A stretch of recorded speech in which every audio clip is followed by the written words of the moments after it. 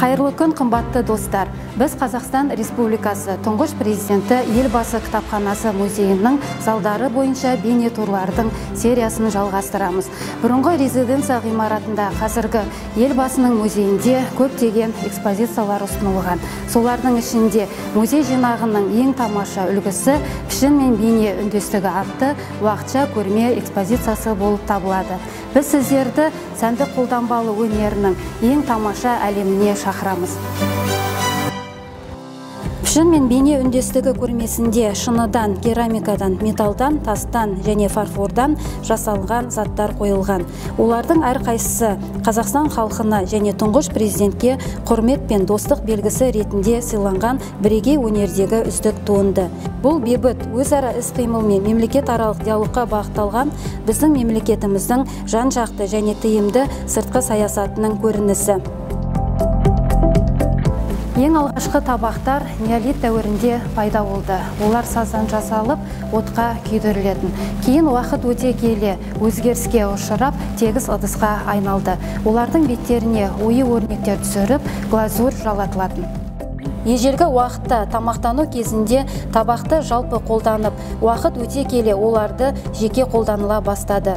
Тіпті патшалар өз адал қызметкерлерін табақшалармен марапаттады. Ыдыс аяқ вензельдермен безенділіп есте қалды.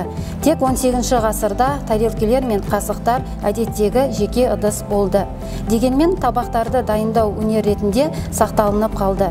Көркем бедерлі немесе торлы оюмен өрнектелген табақтардың диаметрі де кейде 1 метрге жететін болды.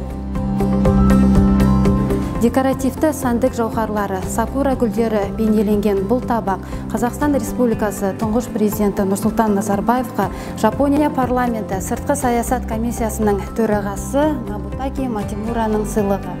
Бұл табақ металдағы сызықтардың көркемділігін білдіреді.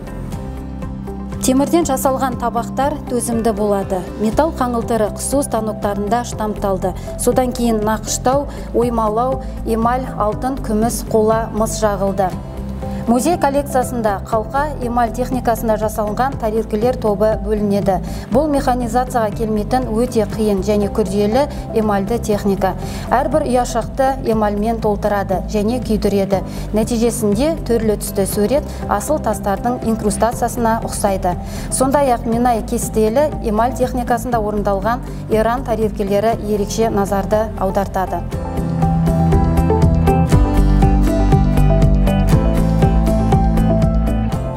Біздің дәуіріміздің 6-8 ғасырларында Қытайда шығарылған фарфордан жасалынған бұйымдар бағалы сыйлық болып саналды.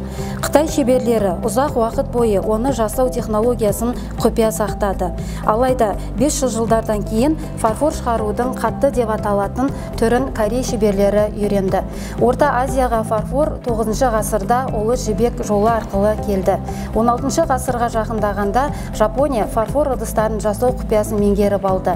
Фарфор тарелкесі Европада пайда болған кезде ол алтыннан қымбат бағаланып, тіпті корольдік үстелде сәнді болды. Жапон, Қытай, Ресей, Европа фарфор мектептерінің үлгілері музей коллекциясында ұсынылған. Олардың арасында Нұрсұлтан Назарбаев бейнеленген бұйымдар да бар. Президент портреті бар табақ түрік кәсіпкері Нафи Гюральдың сыйлығы. Табақтың сыртқы жағында дайындаушы заттың мөртабаны және Қазақстан әлемдегі ұлы державалардың қатарына кіруді қамтамасыз еткен президент Нұрсұлтан Назарбаевқа деген жазу бар. Пішін және бейне үндестігі атты көрмеде ұсынылған музейлік жәдігерлердің орындалуы, безендірілуі, әшекейлеуі формасы әртүрлі болып келетін 87 музейлік сақтау бірлігі ұсынылған. Бұл қатарда табиғи сұлулығы ежелден шеберлер мен суретшілерді тартатын ағаштан жасалған бұйымдар ерекше орын алады. Көктем мен күннің өз үндестігін қосып, атақты Петриковка өрнегінің үлгілерін енгізді. Петриковканың өзіндік ою өрнегі ертедегі дәстүрлерге, өзінің пластикалық тіліне, техникасына және көркем бейнелердің арсеналына ие. Ұрпақтан ұрпаққа шеберлер негізінен гүл өрнегін өрнектеп, әшекейлеу дәстүрлерін берді. Ал бұл бағыт украиналық Петриковка ауылының тұрғындарының дарындылығының арқасында аталды. Осындай өрнектермен тек ыдыс аяқ қана емес, үйдің де сырты безендірілген.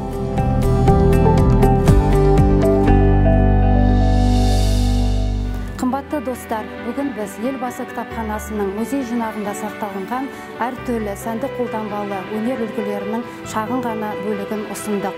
Әрбір жәдігер арақашықтықтар мен географияны еңсеретін мәдени диалогты қалыптастырып, Қазақстан тәуелсіздігі кезеңдегі артефактылардың алуандылығын, байлығын бейнелейді.